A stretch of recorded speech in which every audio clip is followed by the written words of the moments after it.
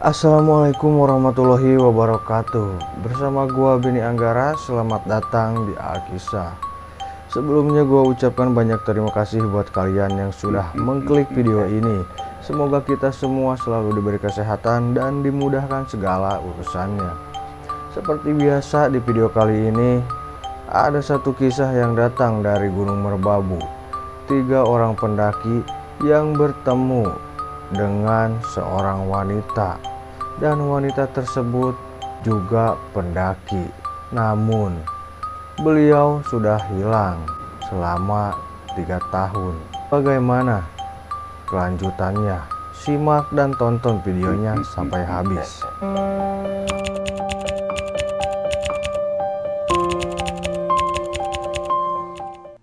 Ada cerita mistis terjadi pada seseorang pendaki di Gunung Merbabu bertemu sosok pendaki perempuan yang hilang sekitar 3 tahun lalu.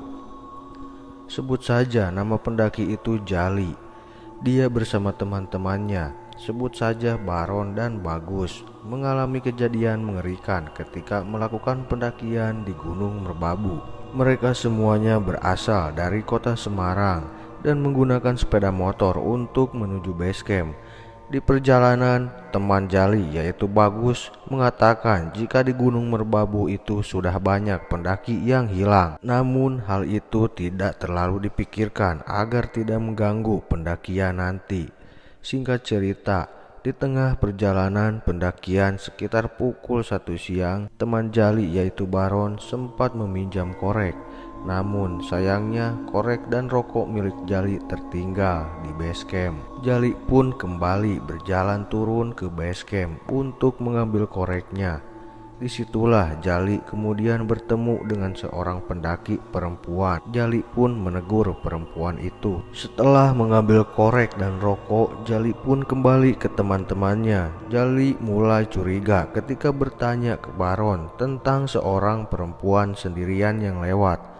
Namun Baron sama sekali tidak melihat apa lagi yang lewat di depannya. Namun Jali tidak terlalu memikirkan itu dan terus menikmati perjalanan bersama Baron dan teman-teman lainnya. Jam telah menunjukkan pukul 5 sore. Di tengah perjalanan menuju Sabana 1, Jali dan Baron sempat mendengar suara rintihan perempuan yang sedang kesakitan.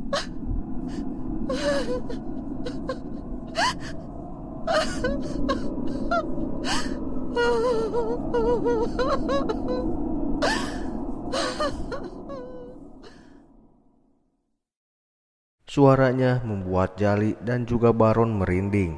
Namun mereka berdua masih sempat membuat hal itu sebagai bahan candaan. Hingga akhirnya suara itu semakin terdengar jelas dan juga dekat. Karena sudah merasa terancam, langkah demi langkah dipercepat untuk menuju Sabana 1. Di tempat tersebut juga sempat terjadi kejadian mengerikan yang dialami Jali.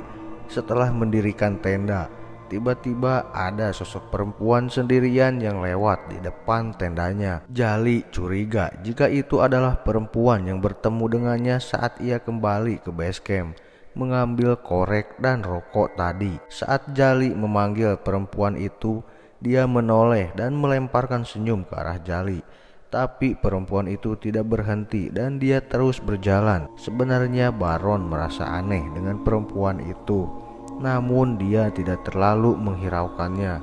Menjelang tengah malam, Jali bersama kedua temannya Baron dan juga Bagus mulai beristirahat.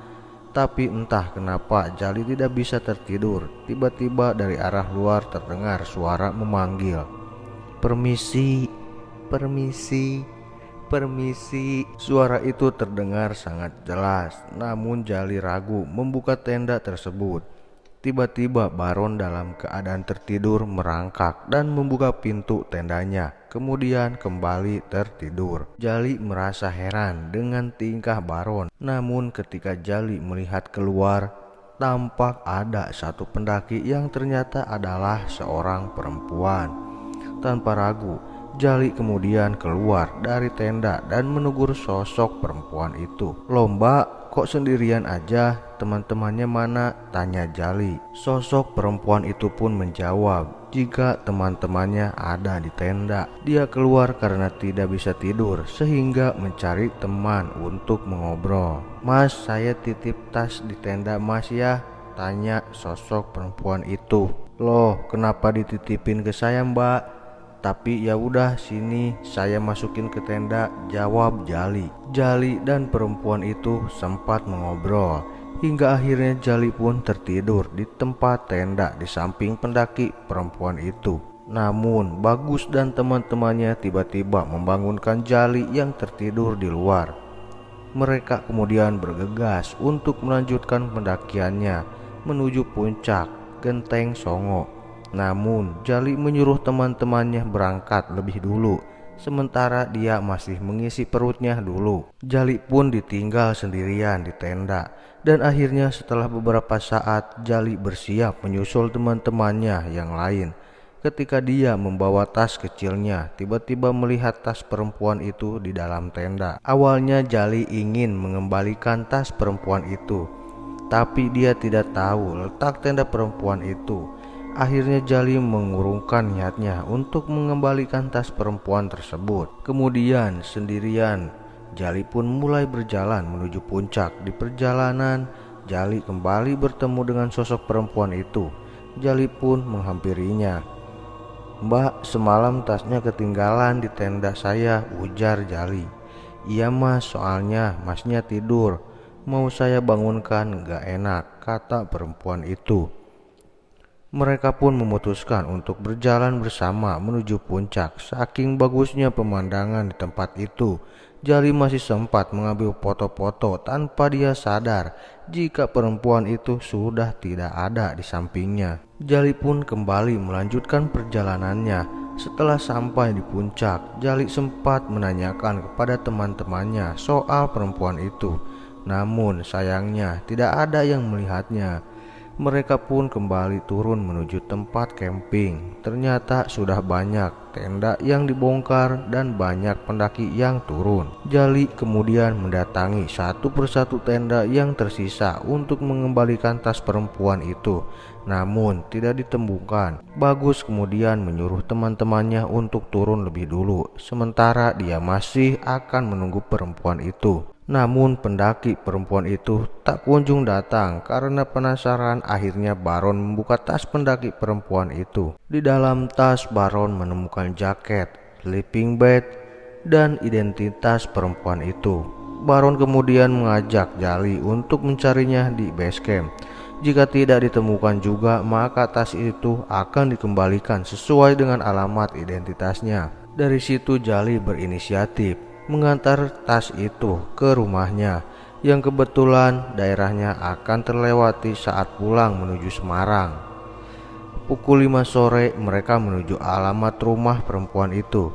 Tidak sulit menemukannya. Tiba di rumah perempuan itu, nampak ada ibu-ibu di depan rumah yang sedang memandang ke arah mereka. Ibu itu kemudian sontak meneteskan air mata saat Jali menanyakan alamat perempuan itu. Ibu itu langsung mengajak mereka ke dalam rumah dan memperlihatkan foto-foto perempuan tersebut yang dipajang di dinding. Kemudian ibu itu juga mengajak mereka ke halaman belakang rumah dan terlihat ada sebuah makam. "Itu kuburan tanpa jasad punya perempuan itu," kata ibu tersebut. Sontak itu membuat Jali dan teman-temannya shock dan kaget. Ternyata perempuan itu sudah 3 tahun hilang ketika dia mendaki ke Gunung Merbabu, dan jasad perempuan itu tidak bisa ditemukan.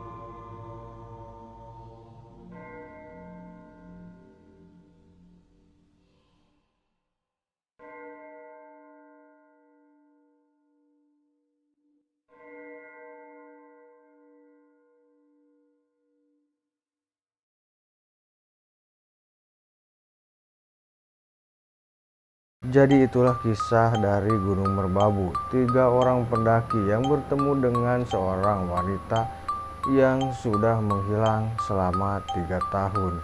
Buat kalian yang baru bergabung, jangan lupa tekan tombol subscribe, like, comment, share, dan nyalakan lonceng notifikasinya. Karena tanpa dukungan kalian, channel ini bukan apa-apa. Dan satu lagi yang paling penting dari gua, semoga kalian terhibur. Wassalamualaikum warahmatullahi wabarakatuh.